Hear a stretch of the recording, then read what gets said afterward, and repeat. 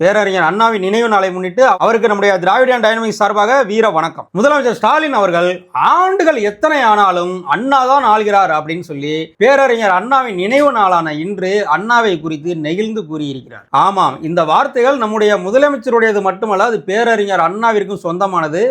முதலாக முதலமைச்சராக பேரறிஞர் அண்ணா அவர்கள் பொறுப்பேற்ற போது ஒரு சபதம் செய்தார். நான் 3 விஷயங்களை செய்திருக்கிறேன், எனக்கு பின் ஆட்சிக்கு எவர் வந்தாலும் இந்த 3 விஷயத்திலையும் கை வைக்க முடியாது, கை வைத்தால் தமிழக மக்கள் பொங்கி எழுவார்கள், இதை மாற்றவே முடியாது, இந்த விஷயங்களில் கை வைத்தால் மக்கள் நம்மளை நிராகரிப்பார்கள் என்ற பயம் இருக்கும் வரைக்கும் அண்ணா தான் இந்த நாட்டை ஆள்கிறான் என்று பொருள்னு ஒரு சபதம் செஞ்சார். அந்த 3 விஷயங்கள் என்ன அப்படின்னு சொன்னா, நம் தாய் திருநாடாம் தமிழ்நாட்டிற்கு தமிழ்நாடு என்று பெயர் வைத்தவர் அண்ணா, அது முதல் விஷயம். இரண்டாவது, சுயமரியாதை திருமணங்களுக்கு சட்டப்பூர்வ அங்கீகாரம் கொடுத்தது. மூன்றாவது, இந்தி மொழியை வரவிடாமல் தடுத்து ஆங்கிலத்தையே 2வது மொழியாக வைத்தது. இந்த 3 விஷயத்தையும் குறிப்பிட்டு தான் அண்ணா அன்றே சொன்னார். அந்த வார்த்தைகளை இன்று நம்முடைய முதலமைச்சர் அவர்கள் அவருடைய நினைவு நாளில் நினைவு கூர்ந்தார்.